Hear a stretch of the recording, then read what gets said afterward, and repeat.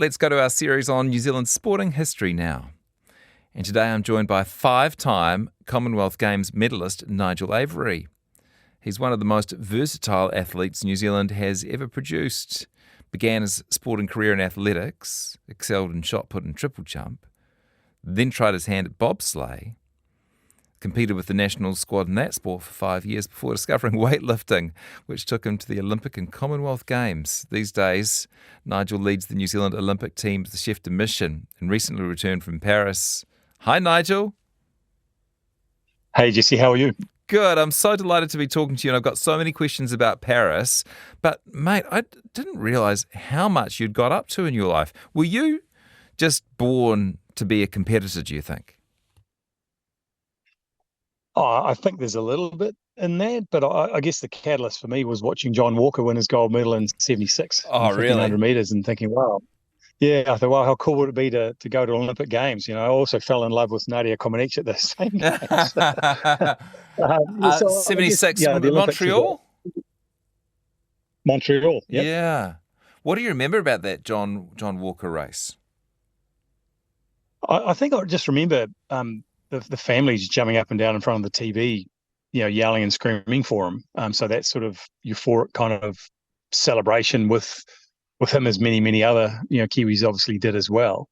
And I obviously remember the gymnastics, that amazing Nadia Comaneci, and really not much else, to be fair. Yeah. You know, I was quite a young fella back then, and but obviously had an impact on me, and I was sort of, you know, had that ambition to sort of get to one of those big events, and that kind of started my my sort of accidental journey, which ended up in weightlifting. That's so funny. I mean, I think I fell a little bit in love with Nikki Jenkins in 1990 because I was 14 at the same time, but I never put it to any good use. It didn't propel me into a life of sport. When did you join a local athletics club or something? Yeah. So my brother, elder brother Simon, him and his mates wanted to join the club, and so I kind of just was dragged along, and turned out to be quite a good little sprinter. So, you know, that was my sport, and about the same time, you know, John did his thing. I thought, oh wow, you know, maybe athletics is my bag, and I'll go to the Olympics like he did. It just sort of didn't quite pan out that way. What part of New Zealand were you in?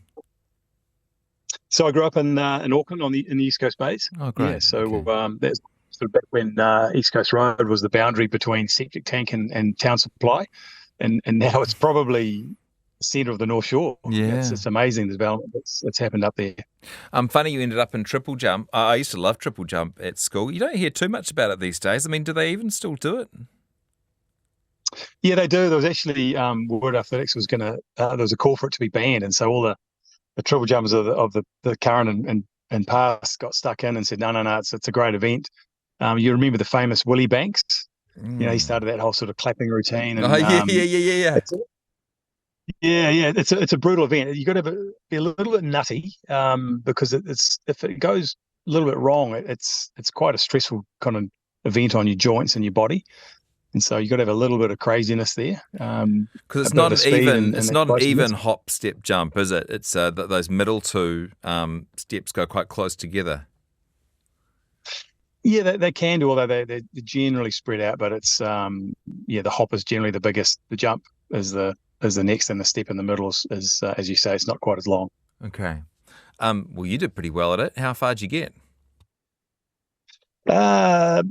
Just under 15 and a half meters. So I was 15 meters 48 to be precise. And those Commonwealth Games you mentioned, 1990, the qualifying for the men's triple jump was 15 meters 60. So I was 12 centimeters shy, and there's a group of about 12 of us that were really, really close to those qualifying marks in our respective events. 6 were given selection and 6 weren't, and I was one of the ones that weren't. And so it was a bit tough at the time because the men's triple jump was the only track and field event that didn't have a New Zealander represented. And so I was actually there that day watching, it's a bit tough. Yeah, you're like, But, I'm right here, guys. and It's not going to cost you anything for me to jump the fence and give it a go. But I just, you know, life's full of twists and turns, right? And I kind of think, you know, obviously, you know, hindsight's a wonderful thing, but had I made that team, you know, perhaps you and I wouldn't be sitting here talking today because my life would have gone down a different path. Right, yeah. Was it shortly after that you turned to bobsleigh? Yeah, not that long after I kind of dabbled in the multi-events decathlon for about a season, but had some shoulder things that were stopping me from pole vaulting and throwing the javelin properly. And yeah, I just got shoulder tapped to join the New Zealand squad and turned out to be quite good at it. Started off as a brakeman, as everybody does, and then decided if I'm going to crash, I might as well be at my own hands, and went to driver's school and learned to drive and had a lot of fun. But we had a couple of campaigns to try and make the Winter Olympics, the first in '92 for the Lillehammer, the Albertville Games, and then 2 years later, when the IOC decided that to have the Summer and Winter Games in the same 4-year cycle was just too hard on countries, so they alternated. So there's only a 2-year gap in that cycle, and although we didn't really do enough, we don't think to qualify for the first one in '94, we thought we might have done enough, but ultimately weren't selected.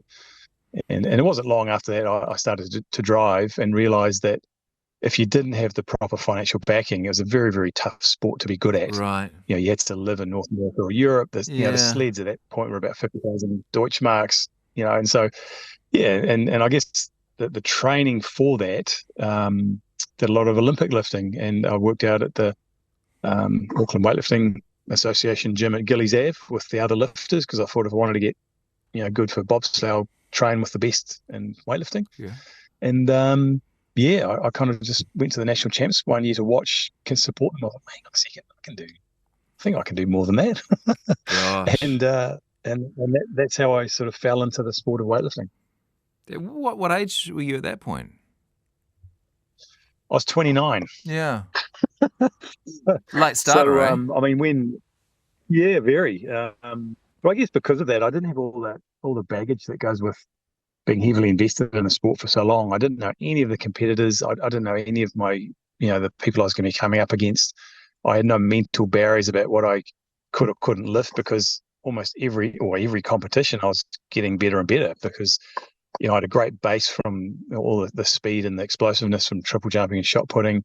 Obviously the bobsleigh as well, and that really helped a rapid improvement. And when you're improving and setting personal bests all the time, it's a great feeling. And I sort of felt unstoppable there for a while. It was a really amazing feeling. Well, you were unstoppable. I mean, you performed very well in Sydney in 2000. You got those bronze medals in '98, and then 2002 Manchester. That was your games, right? Oh, you still there, Nigel? Sorry, I got a big delay. You go ahead. And I think probably for me that the really special one was this.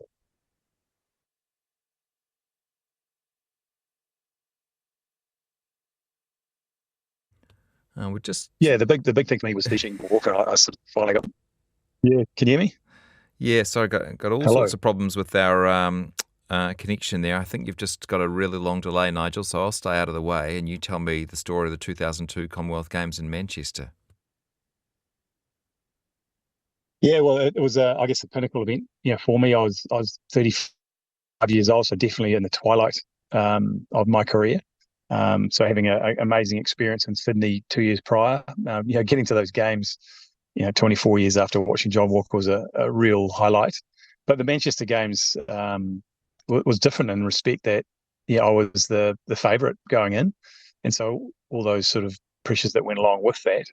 But things went really, really well, and I prepared well. I'd done a huge personal best a few months before it, so I know I was in really good shape, and things just panned out, and it was just an amazing sort of feeling to do it, I guess, for yourself. But then it wasn't until you got home and you had the feedback from other people who had watched you and the great feelings they got just because of you lifting some weights.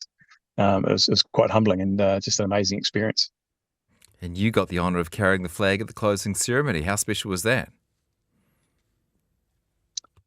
Very, very cool. Just a real honour, and it just capped off really what was an amazing experience. And I kind of retired shortly after that. I decided that my body was just in too much pain training. It was time to do other things and start a family and all those other good life things. You got pretty big, as you'd expect for weightlifting. Do you sort of come back down again shortly after you stop lifting? I did. So I went up from a restricted bodyweight category in Kuala Lumpur in the 98 into the open bodyweight category for Right. the Sydney Games and Manchester. And so there's no upper limit. And so you could be as heavy as you wanted. Obviously, as your body weight increases, you can gain strength, but it's not proportional. It sort of does tail off. And what I didn't want to do was to carry a whole lot of weight after retirement. And so I was really careful about how I put on the weight. Obviously, I had three kind of regular meals. Maybe they're on the large side, but I supplemented with meal replacement drinks and protein shakes. And so when I retired, all that supplementation just dropped. I went back to eating normally, and I've sort of slowly regressed back down to probably not much heavier than I was when I was a triple jumper. Man, you must have been so satisfied after all the different sports that you competed in to actually have really reached the pinnacle of one. I presume you retired happy and didn't kind of feel like you'd left anything on the table or in the changing room. That might No, be that's the right. phrase. Yeah, no, you're precisely right. And I guess, sometimes, without experiencing pain, you don't know what pleasure really feels like. And Huh. I'd watched a lot of my mates do very well in athletics. Gavin Lovegrove, incredible javelin thrower, Angus Cooper, hammer, do some really, really cool things. And I was sitting there supporting them. And to finally have a chance to sort of compete in the same events they did a little bit later on in life, after a bit of adversity, it just made it all sweeter, I guess. And I certainly don't regret anything I did, and it was just an amazing part of my life. And you loved sport enough that when you stopped competing, you thought, I'm going to sort of stick with a career in it, or at least stay really involved. I think you continued to be involved with the weightlifting sport here in New Zealand. Yeah, I kind of got involved in a coaching and administration standpoint for sort of weightlifting and athletics in a regional sense. Really, really enjoyed coaching so young athletes, and really one of the sort of proudest things I've had in sport probably was being part of the selection group that helped get us a couple of Olympians to Beijing, I think it was, or maybe it was one of the games, I can't remember. And we basically outfoxed the Aussies in a teams event, and just by who we put in which weight class helped us get enough points to get our athlete over the line, and that was such Wow. a cool feeling. Yeah. So so as a sports person, you're very insular, right? It's all about you, and Yeah. particularly in an individual sport, it's only you. Whereas on the other side of it, you're contributing to helping lots of people, which I really enjoyed. I'm speaking to Nigel Avery. So that's the first half of Nigel's own spectacular sporting career, and that would have been enough to get him on. But then he became the chef de mission in New Zealand, first for Birmingham and then more recently in Paris. Okay, what to ask first? Okay, you better tell me what the role of chef de mission actually entails. Yeah, well, unlike what most people think, it doesn't involve any cooking or preparation or culinary skills. Yeah. So I guess I lead the team at games time. I'm its spokesperson, and when things are going good, it's all hail to the athletes. If things are going bad, then it all kind of lands on me, type of thing. But I guess my main role is to help drive the team culture across the team, and obviously leading the group, that the team behind the team that provides all the the fundamental support. But it's the kind of things that we were doing that sit outside that, the intangibles that to create the environment that allows success. And that was just so pleasing that the team just did so well from an athletic point of view, but also from the administration side too. It was an incredible part to be part of. When did your job begin? Shortly after Birmingham, I guess, it was a bit of a breather, and then the preparations sort of kept on for Paris. They started, back in 2018. To be fair, all the sort of big decision making, but the closer you get to a games, the more granular those decisions become. And so there's just lots more, meetings and athlete workshops and seminars and whatnot. Obviously, we went up to Paris a few times with the site visits to suss it out and figure out what we're going to do with our spaces and try to optimize those. And really importantly is to meeting with the organising committee, particularly those who are responsible for liaising with us day to day. So, we kind of did the Kiwi thing and took a bunch of them out for dinner and drinks and whatnot. And so, the next time you're sitting in a meeting with them or on a Zoom call, you've got that kind of greater relationship going. You can maybe ask for a few more things that you perhaps wouldn't have if you didn't have it. Did you get the sort of vibe, or hear any of the commentary as we were heading off to Paris that, hey, don't get your expectations up? These days of winning kind of 10, 12, 14 medals, they're an aberration. We should lower expectations, and actually this team might not deliver. All that kind of chat that was going on? Yeah, and look, to be fair, I was kind of part of that a little bit as well, because there's a certain point where, like, Paris was the 6th consecutive Summer Olympic Games where New Zealand either exceeded or equaled their medal tally. That's enormous. Can you say that again, please? There's a point where the 6th consecutive Olympic Games where New Zealand has either equaled or exceeded our medal tally in a row. Yeah, that is amazing. So there's a point when you've got just under 5 million people that level, it's a miracle to keep on improving like that, right? And so I was kind of trying to help the traveling media understand that, look, we're going to have some successes, we're going to have some people that probably could have done some good things, but maybe they didn't go to plan. We'll have some surprises and everything else in between. And but they're all amazing athletes. Even just to be named in our team is incredible. Like, if you ask any weekend warrior from any sport that has a representative, they'll go, "Oh yeah, they're amazing. Yeah. That kid there, incredible." And so, but the thing is that there's 10,500 other athletes all trying to do the same, and they all can't stand on the podium. And so, look, sometimes the stars do have to be in alignment, and clearly for Paris, they were, because personally, I exceeded what I thought we would medal at. I think it exceeded what High Performance Sport New Zealand thought we would medal at. But there's a point where that continual improvement, the aberration might be that it goes down. Yeah. And I mean, do the important people, the funders and the people who make the big decisions, do they judge us on how many medals we win still, even understanding that we're operating now at such an incredible level, the dreaded per capita word, but even without per capita, it can't continue to go up in the way that it has? Yeah, look, I mean, I can't speak for HPSNZ, High Performance Sport New Zealand, but they've obviously got some KPIs and whatnot. What's the return on the investment that government gives? But there's a whole lot of intangibles. Like I'm not sure what support was around when John Walker ran, but I was the intangible. I wanted to be motivated. I was inspired to do well. And there's bound to be kids. I mean, there's that famous photo of Lisa Carrington, looking up to Rob Waddell. And like she's inspired by him or others. And so that's the real intangible that the Commonwealth Games, the Olympic Games, it's really difficult to measure, but it must have a positive impact on the sporting, culture of New Zealand. And if we can help young kids want to be involved in a club or just to participate, and those that are already participating to aspire to, be like the heroes and do a John Walker, Lisa Carrington, and Lisa Andrews, then how much of a better place will New Zealand be? So what is a successful Games from your point of view as chef de mission? Just making sure everybody that goes comes back safe and healthy. That's a success. But hard to do that when you're swimming in that river in Paris.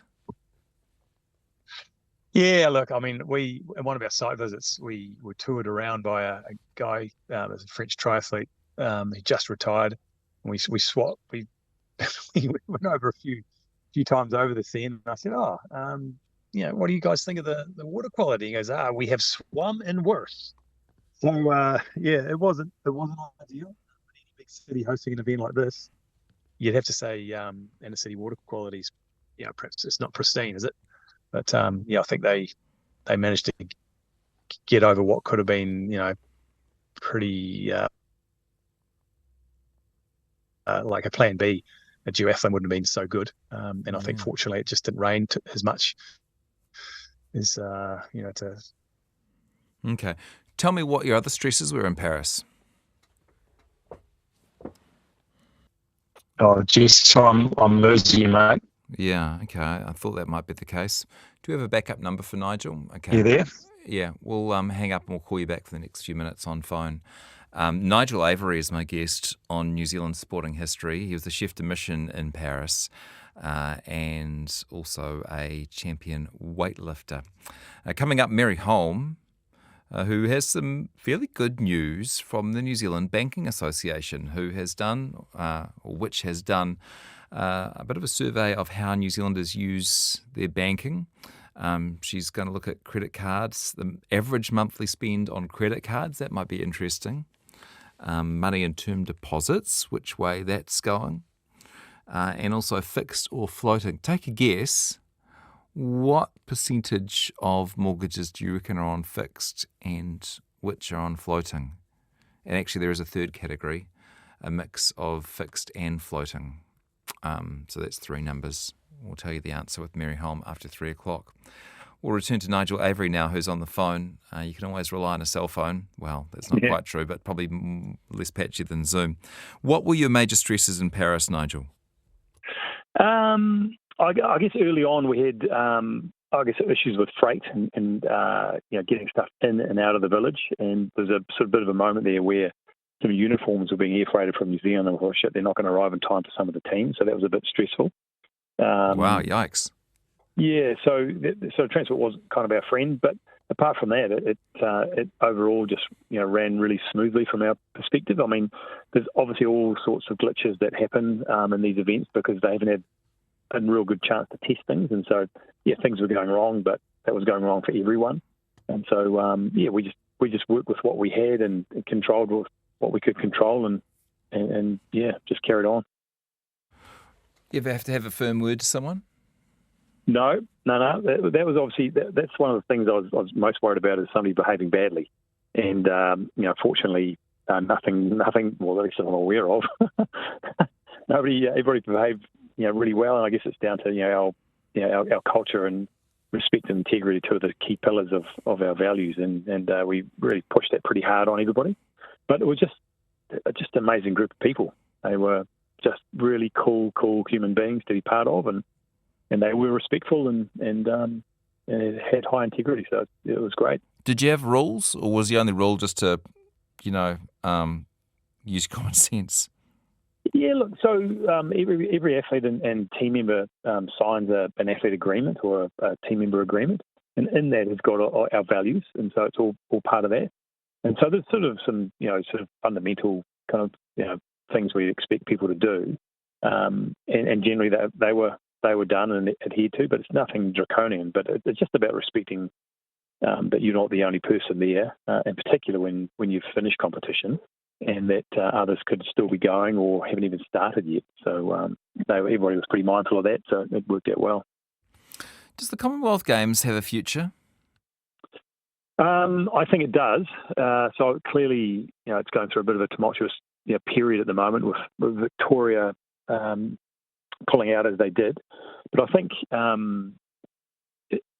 the way that Glasgow has put their hand up and said, we're going to run it, it's going to be different. And it needed to be different because it was trying, I think, to be just too big. And it was costing a lot of money, clearly. And so they're doing it in a way that, from what I understand, they're going to run a scaled-down version, and they're just going to use the monies that were the fine money that the Victorians paid to fund it. So it's kind of clever. Yeah, but look, I think from a sporting perspective, it's an incredible stepping stone for many sports, not all, to take that leap from sort of regional international competition, through into senior world championships and Olympic Games, because it does sort of stimulate the kind of things that happen at those bigger events. And so I think in that respect, it is important, and we've got such an amazing, rich, heritage in those games, from the start. So I was really, really pleased to see that that they have been picked up, and they're going to. It'll be a different experience, but I think the following games hopefully will be getting back with like a larger sporting program. Thank you for your service to New Zealand sport, Nigel. Great to chat to you today. Thank you, Jesse. I appreciate your time, and go well. Nigel Avery on New Zealand Sporting History.